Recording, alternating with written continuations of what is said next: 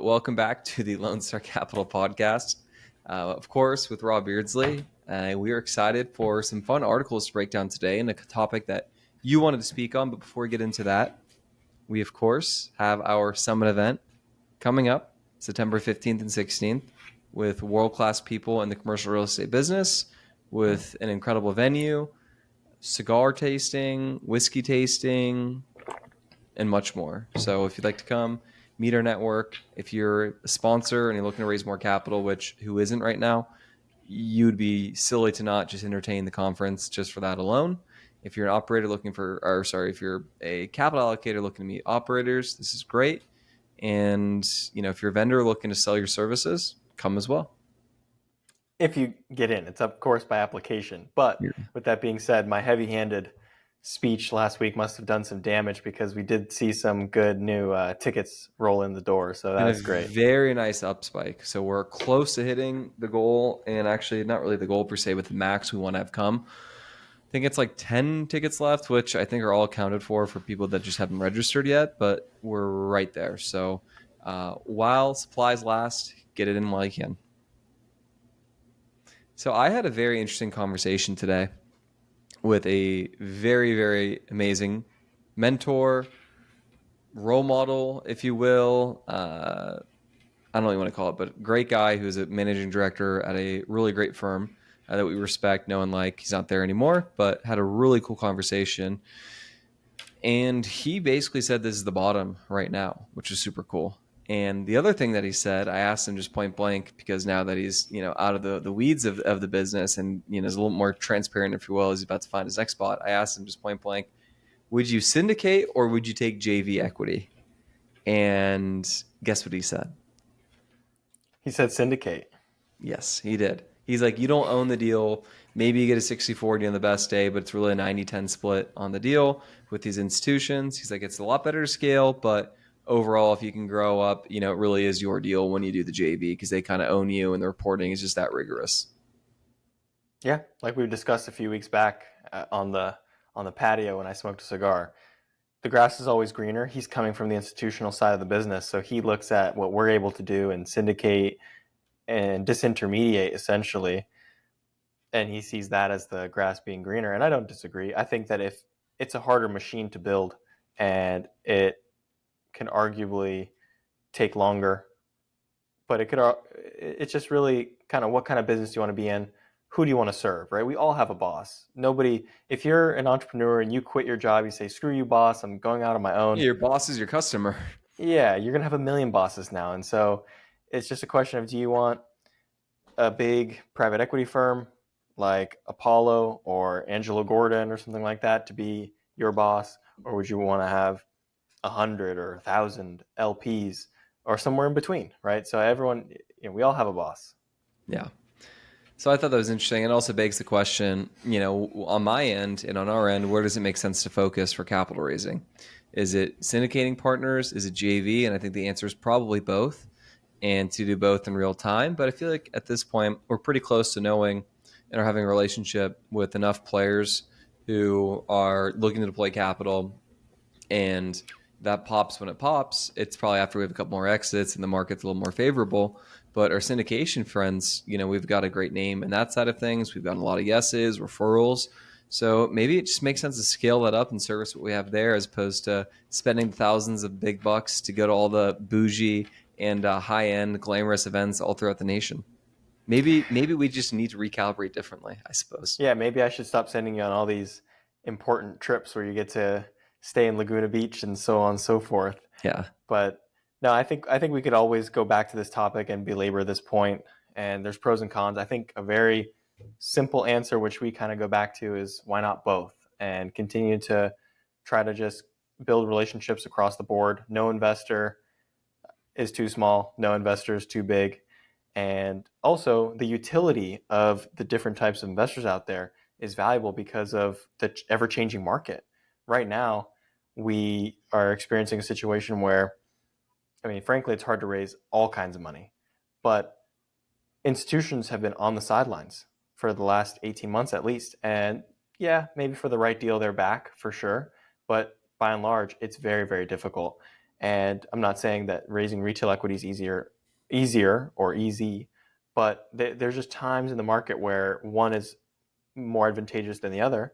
And then additionally than just market circumstances, there's also deal specific circumstances where a different type of investor is a better fit. I'll just say that the world is changing as it relates to private equity. And I mentioned the word disintermediation. That's the SAT word of the day. Disintermediation is when you take some chain or process and you take a link out. You kind of take out the middleman. So disintermediation in this context is we're the sponsor doing the deal, we're operating the investment. And then typically, if we were to partner with a joint venture firm, like let's just say, to make a really dramatic example, let's say our LP is CalPERS, right? So California State School Teacher Pension Fund. Well, they're our LP, but then who are their LPs essentially is all the school teacher pensions.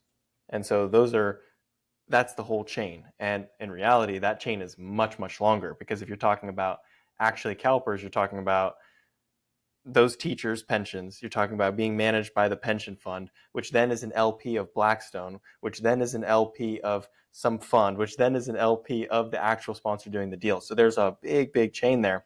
And we're doing our part to disintermediate and take out some of those layers where if we can build a connection through an online medium like this, or through referrals or word of mouth, and we can have a high net worth business owner or doctor or something like that invest directly with us, we just took a couple layers of that chain out. Because traditionally they might have gone to Fidelity or invested in their 401k, and that would have trickled in to eventually finding itself an exposure into a direct real estate deal like what we do. So anyway, I think the world is changing, and this disintermediation is happening more and more, and that's due to technology, it's due to reach, it's due to the different ways that people find out about things and invest. And so it kind of used to be, even since I started in the business back in 2018, it used to be looked down upon if you were syndicating. And it still is by the institutional guys. But we just had a best and final interview call where we had a phone call or a Zoom call with the seller of a property. And they're a big institutional company, household name, top 10 owner in the country. And they have massive investors, right? We're talking also household names. And they're asking us, okay, well, you want to buy our deal. What equity are you bringing to the table? Right? And 5 years ago, if you said, well, I'm going to syndicate, they would say, what Who? is that? Yeah, who's your, like, they're going to say, who's your LP, right? And what is syndication? And you're raising money from friends and family. Is that even legal? Does that make sense? And who are your friends And and family? right. And how can we be certain that this is even possible? But today, especially if you have a reputation and a track record like ours, we can much more confidently go to a seller and explain, yeah, this is our business. This is how we conduct our capital raises. And it's widely accepted at this point. So I think that's the direction that the world is heading in, and kind of the dinosaurs of years past who are kind of stuck in their ways of, well, I'm a private equity fund. I'm going to go and round up a bunch of investors and charge 2 and 20. And then I'm going to go find sponsors like Lone Star Capital. And then I'm going to really aggressively negotiate a promote structure where I can skim some from them and then give in a return to my investors, right? I think that's definitely not going away, but the disintermediation is happening. Very good. Very good. Well, it's interesting about, syndications or syndicators getting maybe a silly rapper name, but the way I kind of equate it, and I was talking to Brad about this, and you were really going to laugh, but those who kind of scoff at syndication are kind of like the people that have got like nice office desk jobs, probably went to a respectable Ivy League school, or, a top 50, top, whatever institution in America, making fun of like the guy who didn't go to college or didn't graduate, and he's like making a bunch of money on YouTube, or has got like some sort of random product where it's like, who is this schmuck? But it's like, at the end of the day, that guy's making a lot of money actually and should be taken seriously. Yeah, it's the change happening, and some of that change is good, some of that change is bad. We talked last week on the show about how the zeitgeist is such that young people today don't necessarily aspire to do an electrician's job or a plumber's job and stuff like that. And that stuff pays. Like if you have a high end electrician job in Silicon Valley, you might make more than a software engineer, right? So it's things Well, are going to ebb and flow. it makes me think of one of my favorite investors who will never pick up the phone when I call him. And when I call him that we closed, he doesn't pick up. He just basically puts in, you know who this is, your buddy from high school. And literally doesn't pick up the phone. He's a plumber, and he invested like 20, 30 grand, I think, in like every single deal that we do, Yeah, that's which is great. There's amazing. disintermediation at work right there. Yeah. Let's help him retire early. Yeah, and I wonder, does he even have any stock market plays, or just basically, like, yeah, I mean, I trust you, I know you well enough, I'm just going to put dollars in every deal. Yeah, I don't know. All right, what's next for us? Yeah, so you had a very interesting premise and topic that you wanted to get into with kind of your day to day and where your focus has shifted. Before, of course, you were doing a lot more work pertaining to acquisitions, capital markets, marketing. It's not to say you're not in those positions anymore, but now you're really a lot more in operations. So you're talking about the wins in both the sides, the day to day. So I would love for you to unpack that because I know we were talking about it, and then I said, no, stop these thoughts. We need to save it for the air. I love it. Okay, so I'm down in Houston, as many people know. We actually got our beautiful sign here in the corporate suite. It says Casa de Lone Star back there.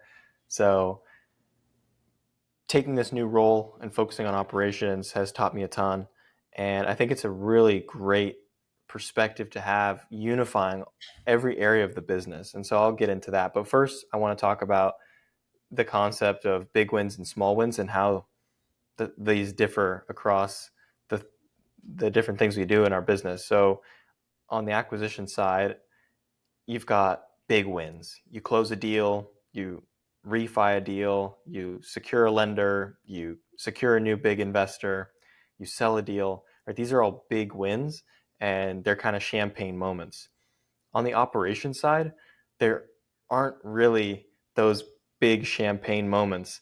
They're kind of small wins stacked on top of each other. You might cut an expense of $100 a month, and then you need to do another one and another one and another one. And before you know it, now you've got something to pop champagne over. But the nature of operations is it's operations. It's 24/7. And so you're either stacking small wins on top of each other, or you've got small losses stacking on top of each other. And that's how small things turn into big things on the operation side. So that's more of just an observation, nothing really to do, but I think it's the mentality that one has to have when they're approaching these different things. So, and this leads me to the next topic, the corollary of the CEO position. And like you said, before I stepped into operations, I was focused on acquisitions, on raising capital, focusing on the debt side and marketing. And I had very much so a deal maker CEO mindset where I was all about deal making, right? Whether it be striking a deal with an investor, striking a deal to buy a new property or to sell a property, and kind of think big picture. And I would equate it to the gas in the car. And I know we talked about gas and brake from Culture Index. Well, actually, you weren't at the Culture Index. What am I saying? You weren't at the workshop, so sorry. But you, for example, being that you have a strong A personality, you're gas. So as part of our team, you're the gas in the car, right? You're saying, hey, let's go and get the next deal. Let's go and push. Let's do this. And a company needs to have that in order to grow. If there's no people in the company that are pushing like that, the car is not going to go anywhere. However, if you're all gas, no brakes, you're going to crash. And that's why you need brakes. You need people in the company that are going to say, well, hang on, let's slow down. Let's dot our I's, cross our T's, right? So you need a good mix of gas and brake. And that's true for a company as far as the makeup of the people. And it's also, I think, true for a CEO like myself, because my previous season, if you will, of deal making, right, it taught me a lot about the gas. It taught me about how to do deals. It taught me about how to grow and how to manage those things.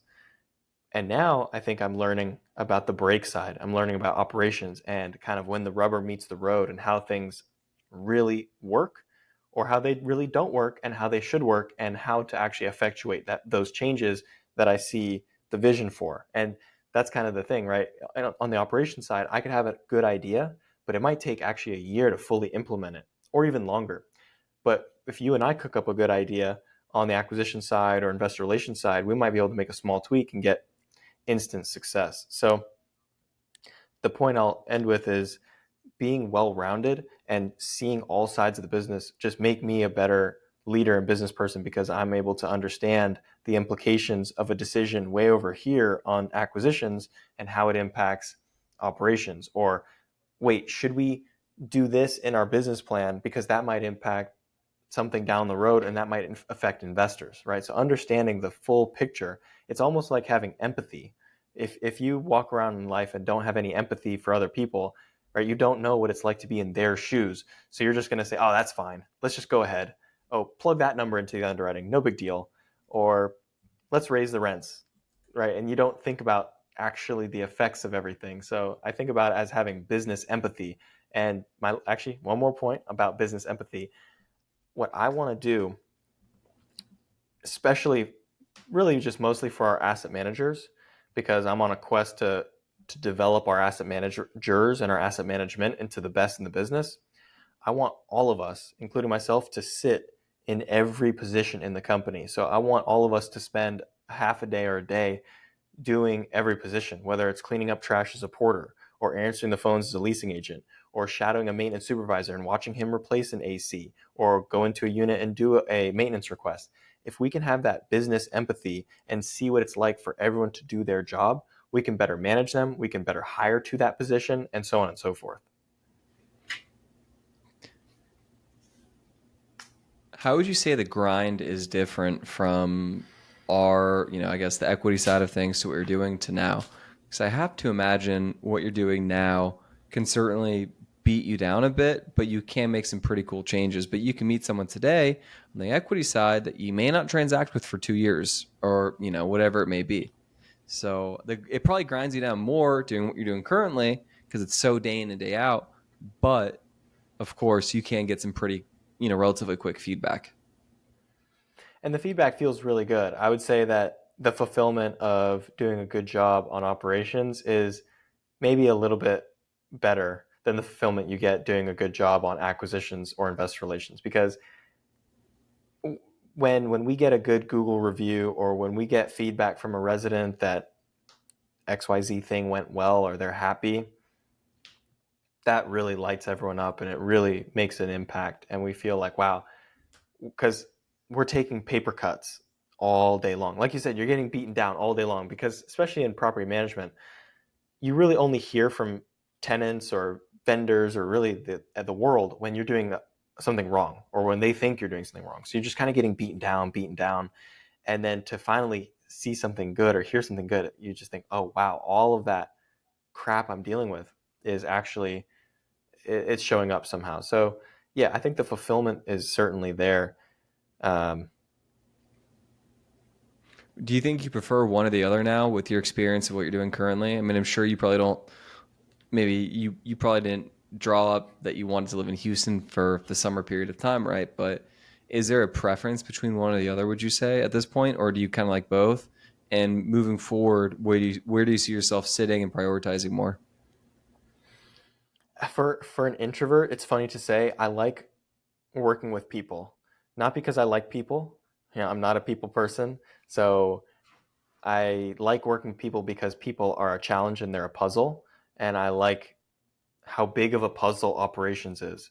When you talk about investor relations or acquisitions or marketing and stuff like that, those puzzles are, I'm sure they could be bigger puzzles if you make them, but they're pretty simple puzzles. It's But it's it's selling sizzle. It's getting people excited. It's doing well by them, being credible, being reputable, knowing your stuff. But with yeah, of course I'm oversimplifying things, but at a very high level view, there's a lot of that I said. There's a lot of truth to that, and obviously being consistent and showing up day in and day out.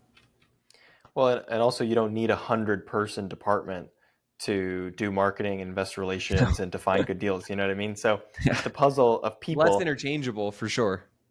you're right. Meanwhile, on operations side, it's a big people puzzle. And I enjoy those sort of strategy ideas of, oh, well, maybe we don't need to hire a maintenance supervisor at this property. We can actually have them float from this property. We could save the property on payroll, or or this manager is doing well, can we promote them to do this? And just thinking creatively. And there's been a lot of ahas that the team has had as far as organizing our talent and finding creative ways to accomplish things. So I think that part I enjoy a lot. And it's similar to the other puzzles that I enjoy as well, like underwriting and putting a good deal together from a debt and equity perspective. I actually had the follow-up question was underwriting, but we'll get to that after the fact, how that changes. So in my notes, I, funny enough, put that there because there has to be some nuanced differences. But what has this taught you about people generally and then hiring generally? Because you've probably learned a lot more. You've done a lot more hiring and firing in a condensed window, in your tenure in Houston than you probably had in New York naturally. Because as I said, corporate parts are, on that end, less of a moving part, if you will, hopefully. So be curious to hear your insights there.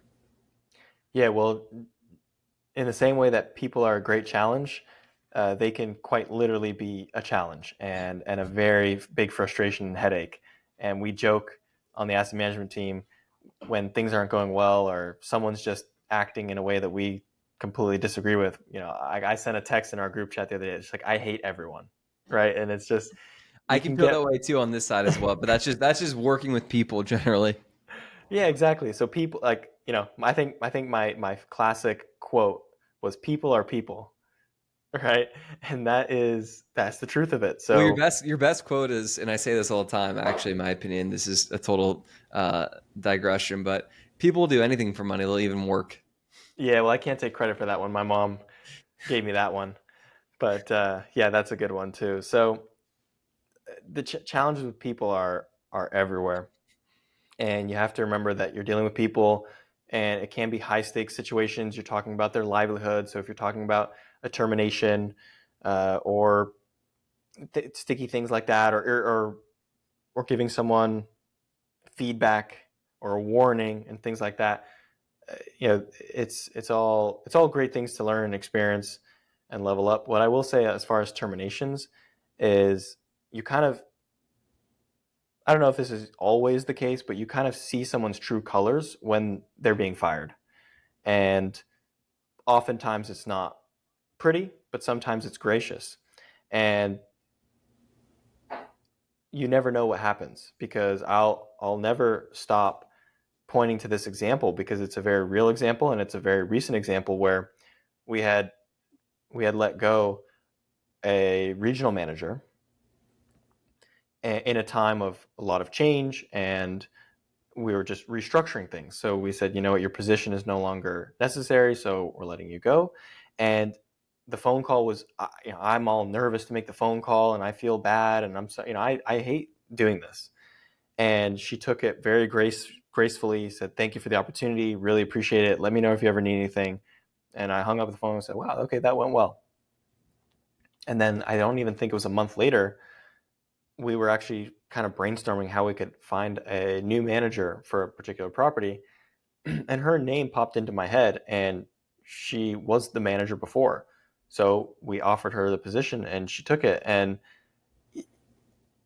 we would never have offered her that position if she was rude or mean or vindictive when we had to let her go. And so it just shows you never know what's going to happen in life, and that's why you want to always be respectful and gracious.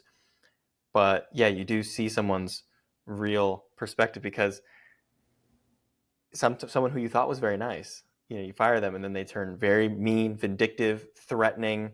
You deal with HR problems, and that's something that I certainly don't care for. But that's something that you definitely have to deal with in this side of the business. Is much more so are the HR implications of everything you do. There's one other thing I wanted to mention about this, but we'll see if it comes back to me. Would you say you've learned more about people from this experience than you were from the other side of it? Because you're probably, now that you're obviously, you know what the other walk of life looks like, but would you say this has made you a bit more well-rounded because you are kind of in a more blue collar-esque environment now? Yes, and I feel a lot more confident in some way. I'm not sure exactly why, but What do you mean? Like, what type of confidence, and in what arena would you say you're confident in particularly? yeah, I think life feels just a lot more real. Like you said, blue collar. It's like it's real. You got to repair something. you got to repair it, right? This is real life. You Someone got lives there, like, someone lives there. yeah. Yeah. Someone is You, paying rent and lives there, and it's so obvious, but like it's true. It's like, what if that was your mom or your sister that was living in this apartment complex and something happened to her? It's like, really, you really just have to look at like the golden rule in so many respects. It does go back to that. yeah, you talk about having a lot of bosses, like customers for an entrepreneur. How about 5,000 residents? That's a lot of bosses too. So it's humbling. It's a different experience, and so on. So I think that confidence is kind of more like okay, we need to really make things happen here, and I don't know. I'm not as worried about what you think about me. It's kind of a confidence of like self-assuredness. Like I've got a bigger mission here, so I'm not going to worry about maybe accidentally hurting your feelings. So I think maybe I've gotten a little bit more, I don't know, harsher or something, or just come off as a little bit more cold. I don't know. I think I already came off cold before, so I don't know if this is a good thing, but it's just kind of more straightforward and to the point. But the other point I wanted to mention about terminations, oh, it's slipping my mind again. We're cursed on this episode. Yeah, well, I think it's interesting about learning about people a lot. And we've both had different routes from a career perspective, but specifically to me, I've only been in sales. And I think when you're in sales and, you talk to someone else, you hear someone trying to sell you something, you're always being sold one way or another. But it's very interesting when, you switch it around, you don't need someone anymore, they don't need you anymore, or something changes, you learn very quickly that like you're just very expendable and things will move very quickly. It's what have you done for me now recently? And I think from that process, it's made me just a lot more numb to things where it's just not personal. It's just, hey, everyone's trying to move their narrative, their agenda, their needle forward. And, they're nice as long as you can help them. And I don't want to have a negative outlook on life. I think, I'm a very optimistic individual, but I think from that experience, it's made me a lot more no nonsense because it's just a part of life and you can't take things as personally. I think I've worked on that a lot recently over the last couple of years, particularly in this world of things that, it's nothing is personal and, just the whole salesmanship and, the whole using mentality around that. And in addition to that, I've also been around a lot of people in sales. I've seen people do some really remarkably dumb things and burn bridges really quickly. And also what's even funnier than that is when people don't realize or know where their bread is buttered.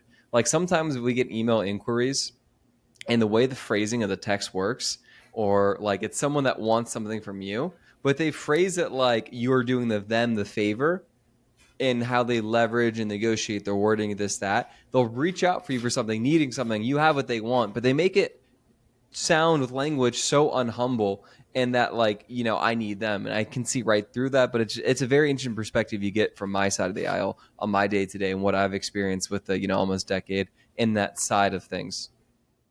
Oh, I love that. Yeah. So finally, I remembered this, and then we can move on. Post termination, because there's always I can't say there's always, but sometimes you have questions because people are complicated and business is very complicated, and there's a lot of factors at play, right? Let's say, for example, let's say you failed at something and you had to get in a certain investor in a deal, you had to raise a certain amount of money, and it didn't happen, right? Well, is it Craig's fault, or is it the deal is not a good deal, or is it just the time of the market? Did Right? they There's just not want to work with me did or us? yeah, exactly. Did I do something? Is it me? Did I Like, rub them the wrong way? Was I inappropriate in some manner? yeah. So that's why you never know for certain the true situation, and obviously people will tell you exactly what you want to hear, or they'll blame everything but themselves, and so you have those doubts, like, well, maybe I shouldn't have fired that person because yeah, maybe they actually did have one hand tied behind their back because of XYZ circumstance, right? So you never really know, but it's really validating when you do get some clarity post termination that you kind of are able to dig under the surface, see what's going on, and kind of see, yes, my assumptions are validated and it is actually correct, even though that you're being told a story. So it's kind of another element of that confidence of you need to trust your gut, and when something smells fishy, it probably is, and you need to go with it, because if you kind of try to slow down and kind of hear everything out, and I'm not saying don't hear people out, but if you try to be reasoned with someone who is unreasonable or manipulative, they could paint you a whole story about how they're the best thing in the world, and oh, don't look at my results because of all these reasons, right? So that's another lesson that I think someone who's dealing with people and managing people and stuff like that will learn very quickly, because you'll get burned once and you'll trust someone too much, and then you won't again. I hate to say this, but I feel like I've learned how to be kind of deceptive at a younger age, as a kid.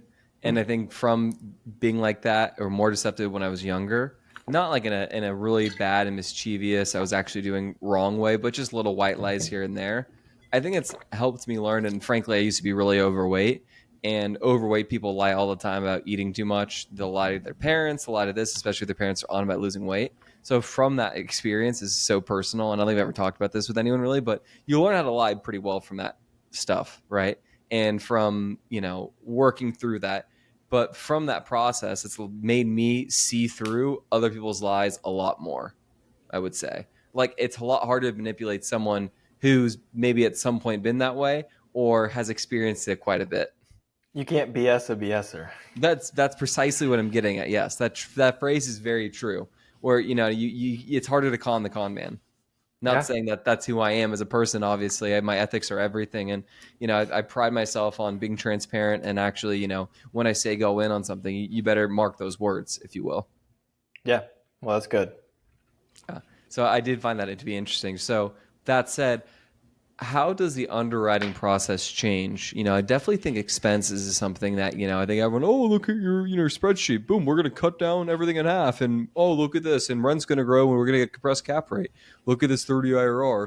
But in all seriousness, I would definitely say that we have changed over the last several deals of not cutting on payroll, and actually increasing it. That's been kind of a 2024 theme prior to you getting into this side of the world. But of course, your expense ratios are very crucial in this business. So, as we move forward, how do you think your scope of involvement of underwriting will change, and what will be some of the items that you will or won't tweak moving forward, especially with Ina's input too? Absolutely. I've been sharing a ton of new insights with Brad on the acquisition side based on what we're seeing on the ground from an operating perspective. And so certainly a big shift in our strategy is rather than trying to be lean on payroll, let's be heavy on payroll. Let's hire the best teams. Let's have the best on-site staff so that they can propel the property and the investment to the highest level of success, right? You're not going to do that with cutting costs by having a mediocre team, right? And having A players is going to cost you more, generally speaking, and if you want to retain them. So certainly having a higher payroll is, I think, the smartest choice one could make. And then next thing we're doing is we are, I would say, on repairs and maintenance, we're looking more closely at below the line expenses. And we talked about this on last week's episode, below the line CapEx and basically recurring replacements, right? Everyone who underwrites just basically repairs and maintenance and turnover is wrong, because you've got those expenses, but then you have below the line expenses every single year, like replacing an AC, right? So replacing an AC is not a repair and maintenance, because first of all, it's not a repair, it's a replacement. Second of all, it doesn't happen in an ordinary course of business. Now, yes, when you own a 300 unit apartment building, you're going to be replacing ACs as an ordinary course of business, but that in itself, that individual expense is a non-operating one-time expense, but it's a recurring replacement. So it's this gray area, it's all these different terms: one-time expense, non-recurring, recurring replacement, right? It's confusing for sure, but the point is we actually, the budgets that Brad and I are putting together now are much more granular. We're going in much greater depth on everything, and not just on the expense side, also on the other income side as well. In particular, like, we actually are underwriting, okay, well, how many application fees are we going to take in, and what's our approval rating, right? And so how many of those applicants are we approving? How many of those turn into leases? How much admin fees are we collecting? What about pet rent? What about a pet fee, pet deposit, covered parking, right? So rather than just kind of lumping other income all together and taking it for granted, we're really breaking things down. And that's a way to actually uncover value. Because if we just look at the seller's financials and they see that they've collected $400,000 in other income in the last 12 months, and we just say, all right, well, let's just assume that for the future, we might be missing out on something, right? We could be missing out on, oh, you know what?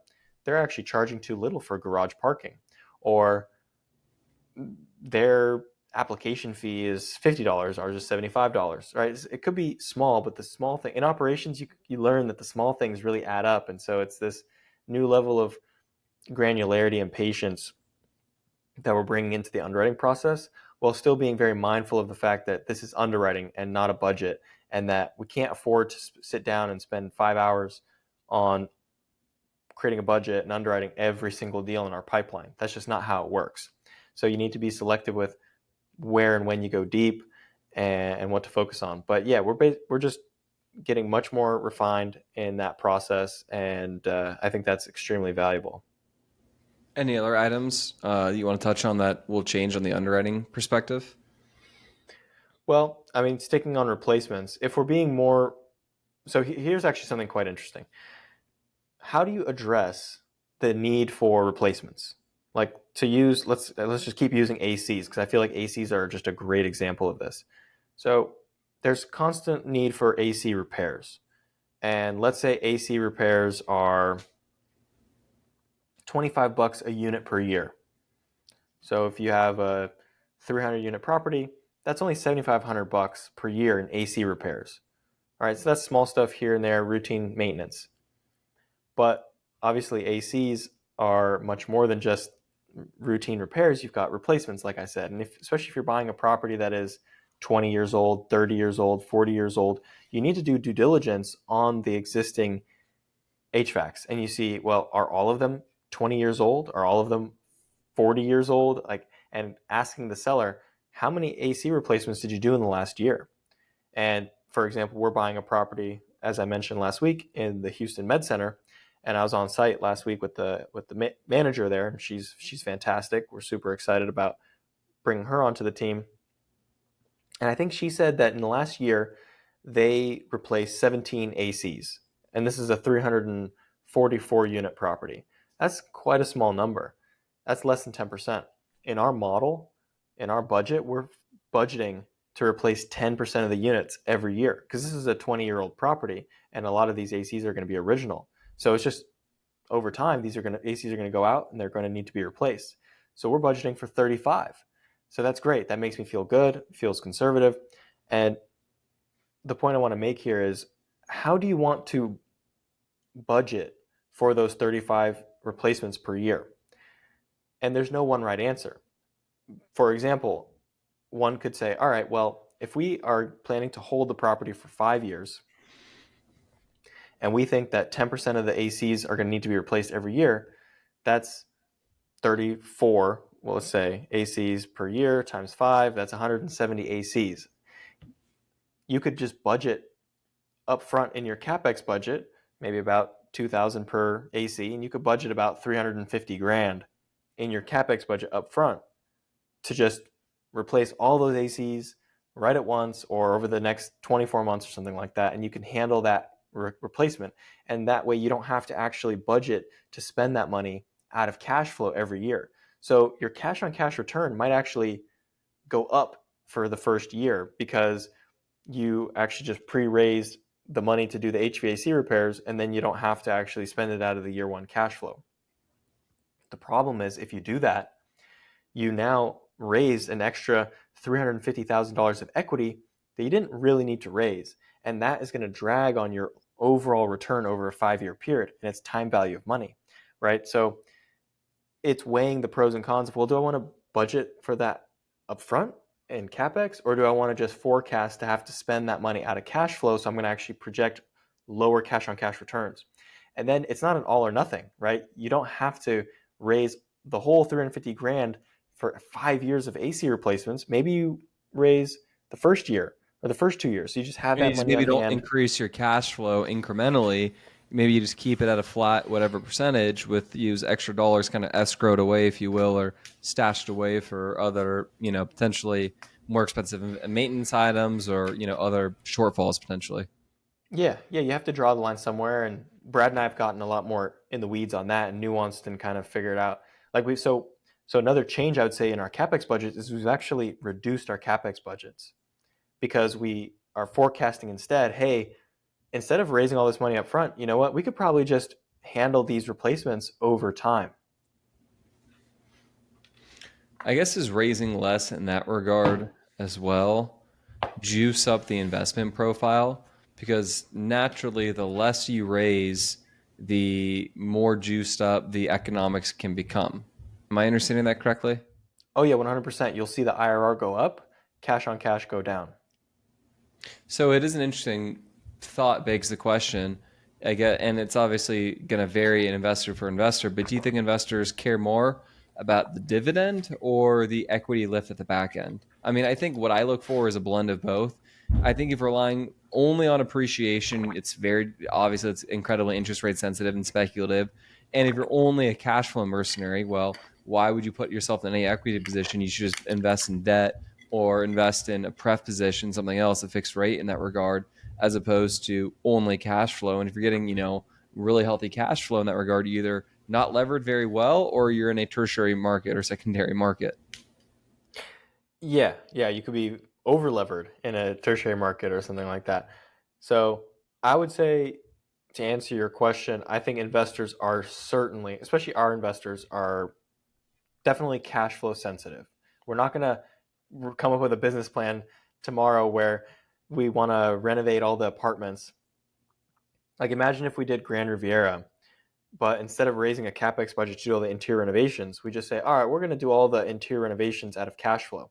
So there's going to be no distributions for the first 2 years because we're going to use all that cash flow for renovations. That would make the IRR go up. That would make the cash on cash go to zero for the first few years while we're doing those renovations. And that would be a very tough sell. Investors like cash flow. So you have to find the balance. You have to draw a line somewhere.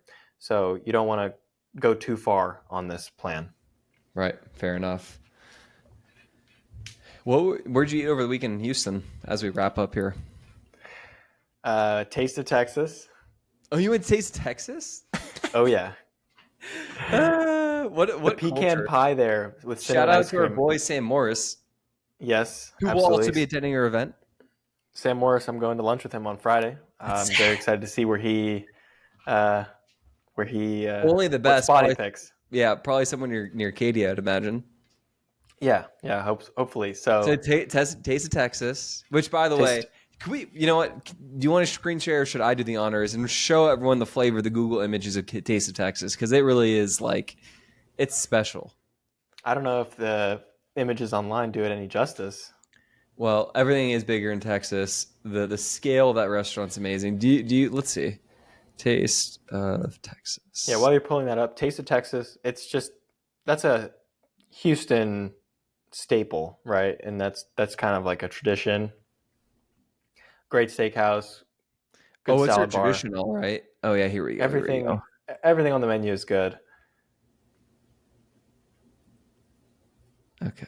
The Where are we next there? the next place is Truth Barbecue. So I went to Truth for the first time. I think I told you about that, and didn't have No, to you wait didn't. too long in line. That was like a 30-minute wait in line, but that was one of the spots in Houston that I haven't tried yet as far as Famous BBQ. Yeah, All there's right, Taste of so Texas. yeah, here Taste Texas, salad bar, any salad you want. It's so big here. Like I don't know if the you could really see the scale here, but this is so massive. But it doesn't it's not an overwhelming massive feel. It's not like you feel like you're eating amongst hundreds of other people in some, I don't know, inhumane or impersonal way. It's a very homey vibe. It's a very good vibe. And the famous story that Sam loves to tell about this place is years ago, it's been a successful restaurant for years. And years ago, they wanted to expand to a new location, and they did a whole market study, paid a lot of money for a market study, and basically the consultants came back to them and said, all right, well, we've surveyed all of your options for expansion, and we think the best place for you to set up a second location is directly next door to your current location. So they ended up just expanding the restaurant and into what it is today. So If this does not look like George Bush's living room, I don't know what does. Like, look at this. Yeah, that's nice. Yeah, it's a good vibe. So Yeah. it was cool to be able to sneak in there on a Sunday night, no reservation, and that's exactly what I did last night. Did you? Yeah. Okay. Gotcha. So you did that last night. Very good. And where else did you go?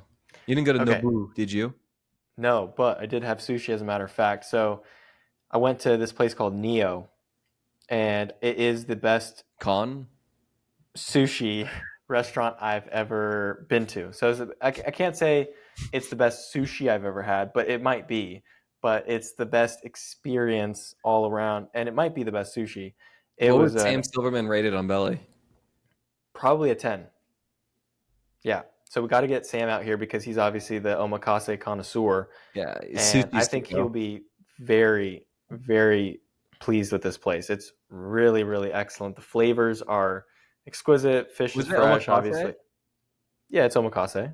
Okay. Yeah, Interesting. it's a 10. It was two. I think it's like a 10 seat. It's very interesting. It's like someone's house. Hmm. So it's very experiential dining too because you walk in, they greet you. It's very nice. There's like clothing for some reason. I guess they have like a clothing brand or something. So we looked at some clothes, then we're seated, and they have you're like in a home kitchen. So it's like in someone's nice house Is almost. this kind of like in rural, not downtown Houston, but kind of like in a neighborhood residential feel? It is residential, yeah, but it's in Montrose, so that's kind of like a cool area of Houston. There's a lot happening there, and not quite So as different. hipster It's as so different from Edo. like being in the Bay Area, eating in the Bay Area, or eating in like New York. I'm already just picturing it, kind of like what I would imagine that to be like in Bend, Oregon, specifically, or something like that, where it's like E- it feels a little bit more bespoke. Yeah, yeah, that's a good Bend. I could see a concept like this doing well in Bend, but yeah, so they basically it must have been like a regular kitchen island before, and then they blew it out and they built a custom island in this kitchen, and then there's 10 bar seats around the kitchen island, and then you got the sushi chefs working right in front of you, showing you the fish and everything and all that. They Who put it on informed you of your this plate. establishment? Was it Belly. JC? Because I know JC. Oh, you know JC? Did Yeah. so I it pops up as it was like one of the number one recommended restaurants on my belly. If anyone wants to stalk me and keep up with where I'm eating, I'm active on the Belly app. You can add me as a friend and you can see all the restaurants that I'm rating. So yeah, I rated it a 10 out of 10. I rated it higher than Teresi, so it is number 2 on my list on Belly. Power rankings have been changed. Wait, so what's number one? Come on, For Charles. for Charles. For Cursed. Yeah, I'm yeah. So literally for for Charles, Cursed. Fort Charles is currently undergoing renovations in New York, but Classic. I'm sure it'll be back. It'll be back. We'll be back. For him, then this sushi place, then Teresi. Yes, What's 4 or 5 to round it out? I'll tell you right Let's now. go through the power rankings here. So power rankings are for Charles coming in at number 1, Neo coming in at number 2, and Teresi number 3, Ito number 4, number 5 Sushi Nakazawa. So of my top 5, 3 of them are omakase. So I guess I do like You have sushi. sushi bias. I do, I do. It's kind of hard not to rate omakases because first of all, Japanese cuisine is just really great, but the presentation, the experience, and everything is it's difficult to match. And it's certainly possible. Cafe Monarch comes in at number 6 on my list, as a matter of fact, and that is a Scottsdale fixture, and It's a that's a fixture, really but that is price per pound so much below Buck and Rider. It's actually sickening. It's criminal. Because I ate like a king Buck and Rider happy hour all day Saturday and Sunday on Sunday with a good friend. I won't tell you his nickname, but a good friend. And it was $60 and ate like a king. I was rolled out of there. you can't beat value for Buck and Rider, and that's the thing about restaurants and stuff. Everyone has a different rating system, right? Some people might rate restaurants heavily on value, meaning what are you getting for the price? Other people might kind of have a price agnostic value system, and therefore McDonald's is never going to rank highly. But I would say McDonald's ranks quite highly on my list because I think for what it is and for the price of it, it's actually quite good. And I actually went to In-N-Out I was about to say In-N-Out came to my mind right away. Like the value, Yeah. not bad. It Uh, feels like more quality fast food in that sense. It's obviously fast food still, but you can be like relatively unsinful going to In-N-Out. no, no. Yeah, you But can. You can go protein style burger and oh, that's eat a true. fry. That's what I do. I'm not like, I don't deserve an award or something, but Yeah, I'm just thinking back to Jason and I. We went to Cyprus up to 90 here and went to In-N-Out. And I hadn't been to In-N-Out in at least a year. And it's cool that Texas has In-N-Out. I like that. But it's funny because I'm much more of a Shake Shack number one. Number two is Five Guys. And then you're not getting out of Five Guys or Shake Shack like feeling like spry. Like you're like lethargic. Five Guys, I've only eaten there a handful of times because the amount of seasoning they put on fries is a little bit sickening. So I it's don't very know. heavy. It's a little heavy. Maybe I need to run it back, but I don't know if I will because I've got Shake Shack here. I like Shake Shack. Hop Dotty is really good as well, and then In I and was Out. thinking about going there tonight. Yeah, Hop Dotty. Yeah, Pop Dotty in Cyprus. So, but yeah, you're not leaving any of those establishments, Hop Dotty, Five Guys, Shake Shack. You're not leaving without spending more than $30. So Not the fact anymore. that Per In and person, you're Out, saying? yeah, yeah, per person, pretty much. The Yeah. fact that In and I Out, thought that was. I'm just happy you acknowledged that because I thought that was the only one. I thought it was the name of the second Austin Powers here, the so, character in that. I thought it was but a yeah, fat B. you can get a double double at In and Out for $6. That's unreal in this economy. Yeah, with Biden. Yeah, with Biden and Bidenomics. Yeah, with Yeah, compounding inflation. yeah. So that's that. Depending on your value system, right? Like, okay, me going and spending $300 a person for omakase, I can't I can't for a second tell you that, oh yeah, for the money, this is super worth it. I recommend it for the money. Like that's silly because at the end of the day, I'm going to get as much, if not more, dopamine from Five Guys or from Oh In and Out. no, way more will be released from eating fries with ketchup and like milkshakes with how Yes. greedy you get. Oh yes. Yeah. So it's just like You food know what is not. what's actually, by the way, slept on pertaining to In and Out that people are not talking about enough? You know what they do that in this day and age is just, to me, chef's kiss? They don't ask you for a tip when you check out. Okay. Shake Shack does. All these places do. And I'm like, we're all standing here. Like, I don't know what service is really providing. Like, the waiter didn't, show me his AP like he did at Carbone and make, great commentary and conversation where it's like, okay, I owe this guy something. But we go to these fast casual places and you just shove and you turn it around in my face and you show me that? Are we kidding? Like, what are we talking about here? At fast food, I'm going to tip you? What? No, it's crazy. Okay, What? so I'm gonna end it on this point since you brought up the really good waiter at Carbone with the AP. Yeah, he's So going psycho. he provided great service and he's awesome and I can't wait to go back to Carbone and see him again and whatever, right? It's a great experience. So that was a night that we celebrated Dean's fake birthday and that was a Right. good night. And Oh. that night, I don't know what you're laughing about, but I that know. night on the I'm recalling this story before you get to the punchline.